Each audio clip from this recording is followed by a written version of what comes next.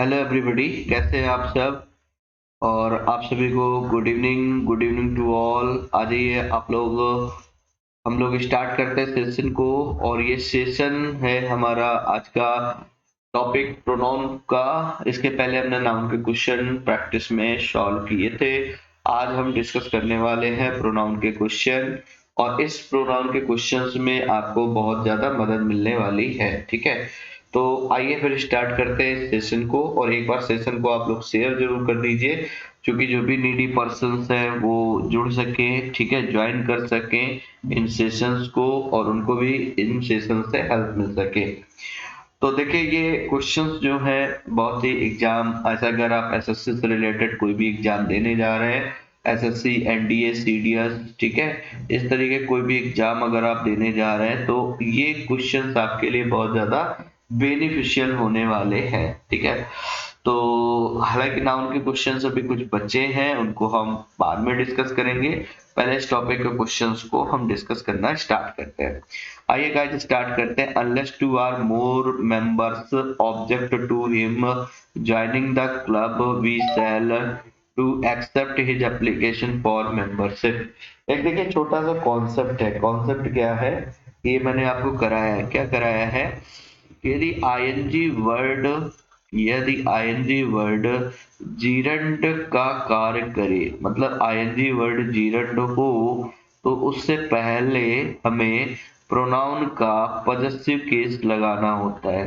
Pronoun का कौन सा केस लगाना होता है गाइस? पजेसिव केस लगाना होता है।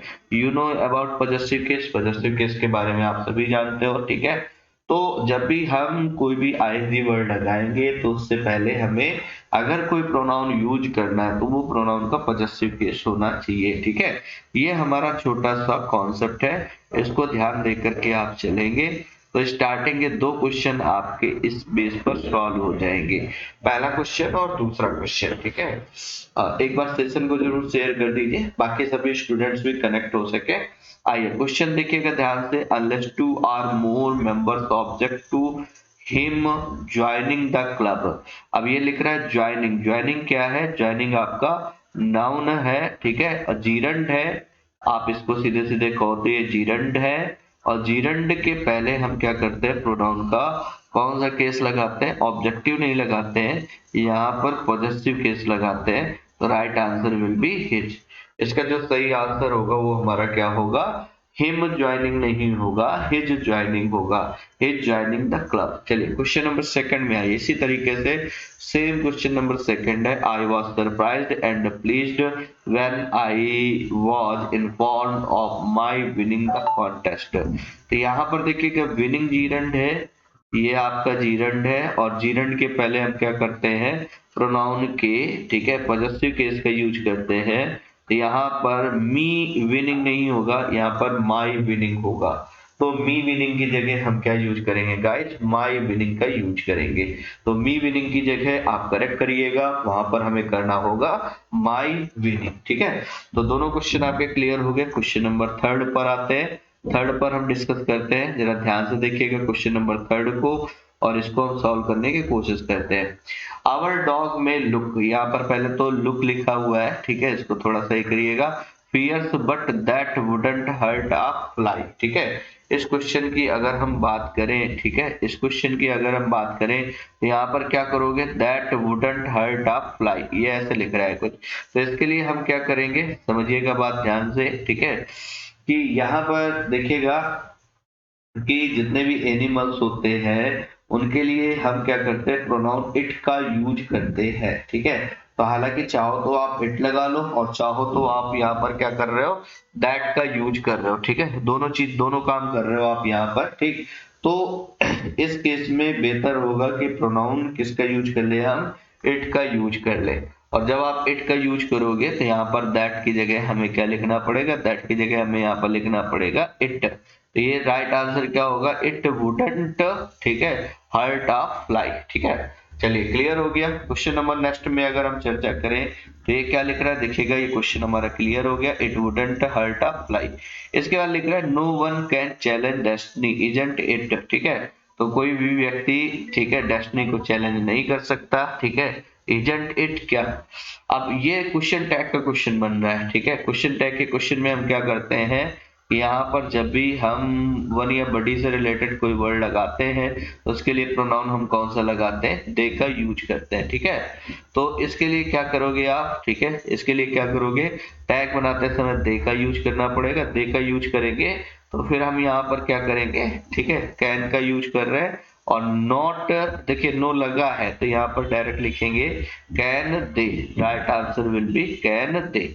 तो आप इस तरीके से ध्यान देंगे तो ये आंसर आपका क्लियर हो जाएगा। जब भी आप टैग बनाए तो टैग बनाते समय हम लोग वन या बड़ी वाले वर्ड के लिए प्रोनाउन दे का यूज करते हैं, ठीक है, ये आपको ध्यान रखना है। चलिए अगले क्वेश्चन की तरफ मूव करते हैं। क्वेश्चन नंबर 3, ये बिल्कुल आसान सा क्वेश्चन है, देखिए ध्यान से पढ़िएगा, आंसर करने की कोशिश करिएगा।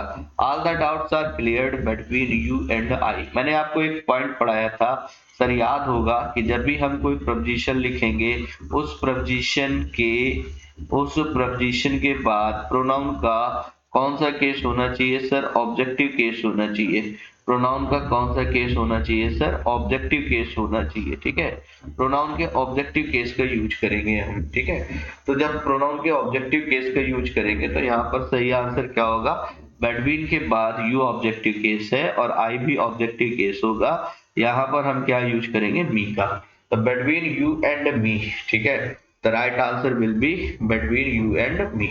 चलिए क्वेश्चन नंबर नेक्स्ट में आते हैं। The front page story was about a school girl that had hurt herself while saving a child in an accident, ठीक है। अब इसको कैसे सॉल्व करोगे, देखो जो फ्रंट पेज स्टोरी है वो किसकी है, स्कूल गर्ल के बारे में है।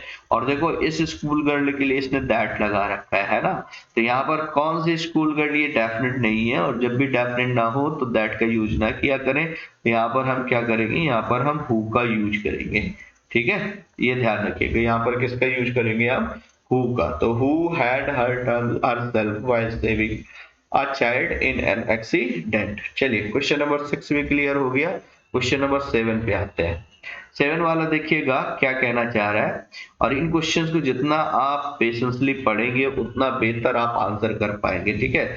The last thing that the fond mother gave her only sir, ठीक है। तो जो चहेती माँ थी और उसकी जो सबसे आखिरी थिंग थी अपने सन के लिए वो क्या थी, वॉज, यहाँ से कह रहा है वॉज हिम ब्लेसिंग, नहीं भाई यहाँ पर होगा वॉज हर ब्लेसिंग, वो उसकी अपनी खुद की ब्लेसिंग्स थी, ठीक है। तो यहाँ पर सही आंसर होगा हर, मदर के लिए यूज कर रहे हो ना तो उसके आंसर क्या यूज करोगे, हर। चलिए क्वेश्चन नंबर 8 पे आते हैं। 8 पे क्या लिख रहा है, it is not I who is blame. It के अनुसार इज लगा, इसके अनुसार फिर आगे क्या लगा रहा है, आई, और आगे देखिए हु लगा आई के अनुसार, और आगे जो इज लगा वो हु के अनुसार। हु के अनुसार वर्ब आती नहीं है तो ये आई के अनुसार आया, आई के अनुसार आया, तो राइट आंसर यहाँ पर होगा एफ। अब बोलने में थोड़ा सेंटेंस एफर्ट लगेगा लेकिन एक्चुअल आंसर आपका यही सही होगा, ठीक है। It is not I who F, तो right answer will be F, ठीक है। जस्ट अ सेकंड, आप एक मिनट रुकेंगे, ठीक है, थोड़ा सा मैं लेफ्ट का चार्जर लगा दूं, ठीक है। चलिए तो आप लोग आंसर करिए अगले क्वेश्चन का आंसर, देखिएगा क्या हो सकता है, कैसे करेंगे और क्या सही आंसर होगा ये भी आपको यहाँ पर पता करना होगा, ठीक है। तो बताइए, आप लोग आंसर भी बताएंगे, कोशिश करेंगे आंसर बताने का अगले क्वेश्चन का। और ये क्वेश्चन समझ आ गया आपको, चलिए अगले क्वेश्चन का आंसर करिए, तब तक मैं क्वेश्चन दे देता हूँ आपको। ये क्वेश्चन लिखा है, देखिएगा क्या इसका सही आंसर बता पा रहे हैं आप, इस क्वेश्चन का क्या आप सही आंसर बता पा रहे हैं, इस क्वेश्चन का क्या आप सही आंसर बता पा रहे हैं। देखिए देखिए बिल्कुल आसान सा क्वेश्चन है, ये भी मैंने आपको कॉन्सेप्ट में पढ़ाया हुआ क्वेश्चन पढ़ाया था। I shall avail of this opportunity to meet you there, ठीक है।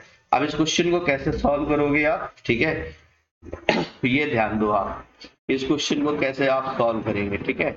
तो देखते हैं जरा यहाँ पर इस क्वेश्चन को। आई शेल अवेल, मैंने कहा था अवेल का मतलब होता है लाभ उठाना, इस अपॉर्चुनिटी का लाभ उठाने वाला पर्सन ये, और जिसको लाभ मिलेगा वो भी यही, ठीक है। तो एक चीज हमने पढ़ी थी, जब सेंटेंस में डूअर और रिसीवर दोनों सेम हो जाए डूअर और रिसीवर दोनों क्या हो जाए, सेम हो जाए, ठीक है। तो उस केस में हम क्या करते हैं, प्रोनाउन के रिफ्लेक्सिव केस का यूज करते हैं। तो I shall avail myself of, यहाँ पर सही आंसर क्या हो जाएगा, माई सेल्फ, ठीक है ये। तो I shall avail myself of this opportunity to meet you there. चलिए क्वेश्चन नंबर सेकंड, 10 पे आते हैं हम। Put you in my position and you will realise the problems faced in my profession. Put verb है, verb के बाद हमने लिखा है यू, और देखिए जब भी वर्ब की फर्स्ट फॉर्म से कोई सेंटेंस स्टार्ट होता है तो उसका सब्जेक्ट क्या होता है, यू होता है, जो कि लिखा और बोला नहीं जाता लेकिन यू होता है, ठीक है। यू नो, आप अच्छी तरीके से जानते हो। तो इसका सब्जेक्ट भी यू है, इसका ऑब्जेक्ट भी यू है। इसका मतलब जब दोनों सेम हो गए, तो अभी हमने पढ़ा था जब सब्जेक्ट ऑब्जेक्ट सेम हो जाते हैं तो ऑब्जेक्ट के स्थान पर हम क्या करते हैं, प्रोनाउन के रिफ्लेक्सिव केस का यूज करते हैं। तो put your self in my position, तुम अपने आप को मेरी पोजिशन पर रख करके देखो, तो मेरे प्रोफेशन में किस तरीके की प्रॉब्लम्स आती हैं तुम रियलाइज करोगे। चलिए अगले क्वेश्चन 11, ईच ऑफ देम। ये क्वेश्चन बहुत आते हैं भाई, आप जैसे भी तैयार कर सकते हो तैयार करो, लेकिन इन क्वेश्चंस को जरूर तैयार करो, अदरवाइज इनमें बहुत प्रॉब्लम होने वाली है आपको इन क्वेश्चंस को लेकर के, अगर आप तैयार नहीं करते तो। ये क्या लिख रहा है जरा ध्यान से देखो, ईच ऑफ देम, बिल्कुल सही लिखा है। ईच सिंगुलर होता है, इसके अनुसार हैज लगा है, और इसी के अनुसार ये देयर लगा है, इसका मतलब ये गलत है, इसकी जगह हमें क्या लिखना पड़ेगा, हिज। और देखो एक चीज ध्यान रखिएगा, जैसा सब्जेक्ट होता है वैसा वर्ब होता है, वैसा पॉजेसिव होता है, ये पूरी इंग्लिश में एवरग्रीन है, ठीक है। इसका मतलब पूरी इंग्लिश में जहां जहां आप देखोगे तो ये तीनों चीजें आपको सेम बैलेंसिंग सिचुएशन में मिलनी चाहिए, ठीक है। बैलेंसिंग सिचुएशन का मतलब समझ रहे होगे कि अगर सिंगुलर है तो तीनों सिंगुलर होंगे, अगर प्लूरल है तो तीनों के तीनों हमारे कैसे होंगे, प्लूरल होंगे, ठीक है। इस बात का आपको स्पेशली ध्यान रखना है। तो देखिए यहाँ पर each singular, has singular, there singular, तो देयर की जगह हमने हिच कर लिया। चलिए अगले क्वेश्चन पे आते हैं। We are proud to announce that every one of us has, ठीक है। अब देखो एवरी वन, यहाँ से क्वेश्चन शुरू होता है, एवरी वन ऑफ अस, तो एवरी वन के अनुसार यहाँ पर लगाना है। तो ये मैंने बताया था, ये सभी के सभी वर्ड कैसे होते हैं, सिंगुलर होते हैं, एवरी वन, सम वन, एनी वन, ठीक है। इनके लिए हमेशा सिंगुलर वर्ड लिया करो आप, ठीक। चलिए क्वेश्चन नंबर 13 में आते हैं। आंसर मैं आपके कमेंट ले पा रहा हूँ, आप लोग लगातार करते रहे क्वेश्चंस को। Here is the man whom I think has committed the crime, crime की स्पेलिंग ये होगी CRIME। तो हियर इज द मैन, देखो जरा इसके बाद कह रहा है whom के बाद ऑब्जेक्ट आना चाहिए, है ना। और ये मैंने सॉल्व करना आपको बताया था कि एक क्लॉज हो गई, एक क्लॉज हमारी ये पूरी हो गई, ये क्लॉज पूरी कंप्लीट है, मैंने क्लॉज से तोड़ तोड़ कर बताया था। हु और हुम वाले क्वेश्चन को सॉल्व करना है ना। एक क्लॉज ये हो गई, ये वाली क्लॉज जो है ये इनकम्प्लीट है क्योंकि इसका सब्जेक्ट नहीं है, हैज कमिटेड का सब्जेक्ट नहीं है, और क्योंकि सब्जेक्ट की जरूरत है तो फिर हम हुम ना लेकर के क्या लिखेंगे, हु लिखेंगे, क्योंकि सब्जेक्ट के लिए हम किसका यूज करते हैं, हु का। देखिए बिल्कुल आसान तरीके से आप सॉल्व कर लोगे ऐसे क्लॉज में फिल्टर करके, इसलिए मैंने कहा था एक एक कॉन्सेप्ट आप ध्यान से समझ लो, सारी चीजें आपकी बिल्कुल बहुत इजी हो जाएंगी, ठीक है। एबीसी की तरह हो जाएगी, एबीसी मतलब बिल्कुल आसान। चलिए question number second, next 14, he took his younger sister with himself, तो आपने साथ ले गया, विद प्रपोजिशन है, प्रपोजिशन के बाद क्या होगा, ऑब्जेक्टिव केस लिखोगे, ऑब्जेक्टिव केस होगा here, गॉट इट। चलो क्लियर हो गई बात। इसके बाद चलते हैं अगले क्वेश्चन में। अगला क्वेश्चन देखिए गाइस, इसको सॉल्व करने की कोशिश करते हैं। द कंपनी इज इन डेब्ट and has been unable to pay their employees salaries for the past 6 month, ठीक है। चलिए अब इस क्वेश्चन को कैसे सॉल्व करोगे जरा इस बात को समझिएगा। द कंपनी इज इन डेब्ट, जो कंपनी है वो घाटे में, and has been unable to pay their employees salary, बस मिल गई प्रॉब्लम। देखो कंपनी के अनुसार इज लगा है, कंपनी के अनुसार हैज लगा है, और कंपनी के अनुसार ही देयर लगा है। यहाँ पर इसके अनुसार क्या लगाना पड़ेगा, इट्स सिंगुलर है तो सिंगुलर आप यूज करो, देयर नहीं यूज कर पाओगे। एक एक पॉइंट ध्यान से देखते जाइए, आंसर उसी में छिपा होता है। चलिए question number, the company has appointed the consultant, company ने क्या किया है, कंसल्टेंट अपॉइंट किया है, हैज लगा रहा है कंपनी के अनुसार, सही है। टू हेल्प देम, उनकी सहायता करने के लिए, increase its revenue and improve it's financial position.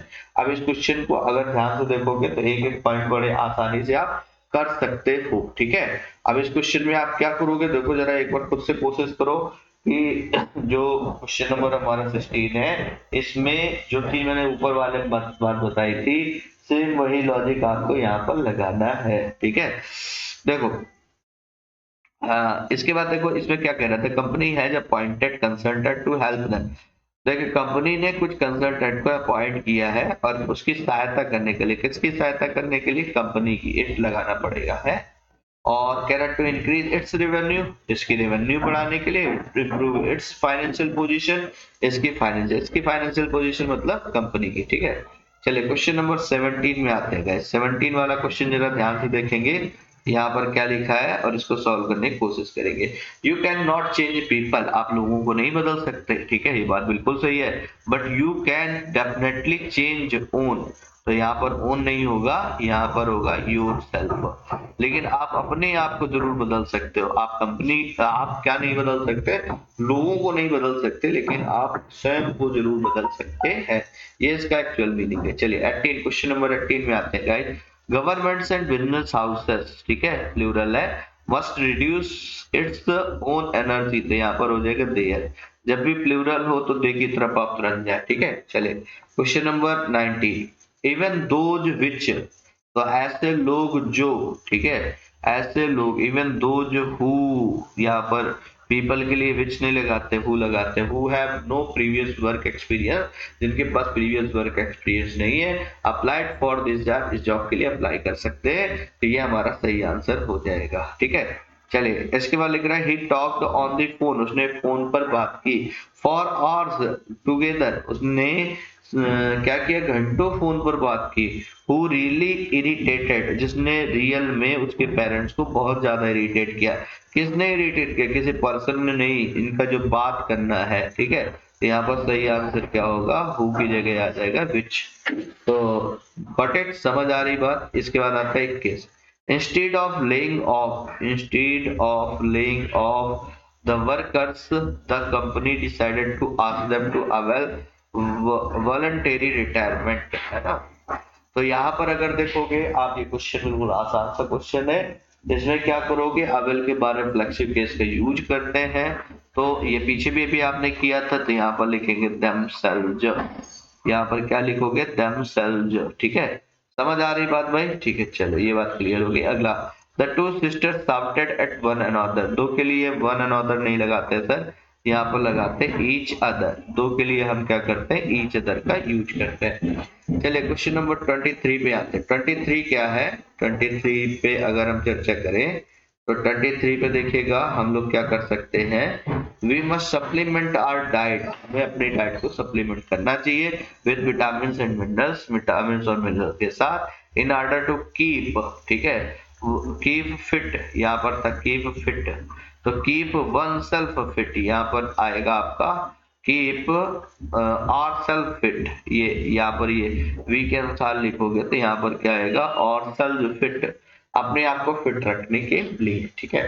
चलिए क्वेश्चन नंबर 24 में अगर आते हैं तो 24 का देखिएगा, Mrs Pratap being a good teacher, she is selected for the national award. देखो तो मिसेज प्रताप जो है ये सब्जेक्ट है, इसके बाद क्या लिख रहा है, बीइंग अ गुड टीचर, एक अच्छा टीचर होने पर, सी, अब देखो ये सब्जेक्ट ऑलरेडी लिखा है और सेंटेंस खत्म नहीं हुआ, तो आप इसका प्रोनाउन नहीं लगाओगे, प्रोनाउन का सब्जेक्टिव केस नहीं लगाओगे। ये क्वेश्चन बहुत आता है, ये क्वेश्चन भी भरपूर पूछा जाता है। तो Mrs Pratap being a good teacher is selected for the national award. ठीक है, चलिए तो ये क्वेश्चंस आपने आज सॉल्व किए हैं, और पर डे आदत डाल लो, आप हैबिट डालो क्वेश्चंस को सॉल्व करने की, देखने की। जब डेली क्वेश्चंस आप देखोगे धीरे धीरे आइडियाज आपके बढ़ने लगेंगे और चीजें सही होने लगेंगी। बच्चे तभी बोलते हैं कॉमन एरर के क्वेश्चन नहीं सॉल्व होते, क्यों नहीं सॉल्व होंगे, रीजन इज दैट क्योंकि आप पर डे उन पर टाइम अपना स्पेंड नहीं करते। ठीक है, तो चलिए फिलहाल इस सेशन में आपसे लेते हैं इजाजत। ठीक है, मिलेंगे नेक्स्ट सेशन में, इसी के आगे क्वेश्चन को डिस्कस करेंगे। ठीक है, और फिर हम लोग उस पर चर्चा करेंगे, आगे जारी रखेंगे। तो फिलहाल इस सेशन के लिए ठीक है इतना ही, थैंक यू।